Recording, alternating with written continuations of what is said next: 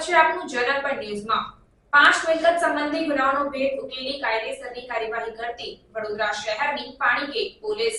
વડોદરા શહેર વિસ્તારમાં બનતી ગુનાહિત પ્રવૃત્તિઓને રોકવા સારું પોલીસના ઉચ્ચ અધિકારીઓ દ્વારા જરૂરી સૂચન અને માર્ગદર્શન આપવામાં આવેલ હોય, જે અંતર્ગત ચોરીના મુદ્દામાલ સાથે 3 ઈસમોને પકડી પાડી 5 મિલકત સંબંધી ગુનાઓનો ભેદ ઉકેલી કુલ 2 લાખથી વધુનો મુદ્દામાલ રિકવર કરી કાયદેસરની કાર્યવાહી કરતી વડોદરા શહેરની પાણીગેટ પોલીસ।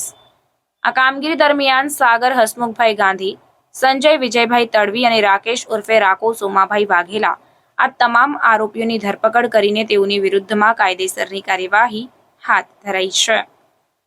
રિપોર્ટર કંચન પરમાર। સમાચારોની ઝડપી અપડેટ માટે હમણાં જ જન અર્પણ ન્યૂઝ ચેનલને લાઇક, શેર અને સબસ્ક્રાઇબ કરો।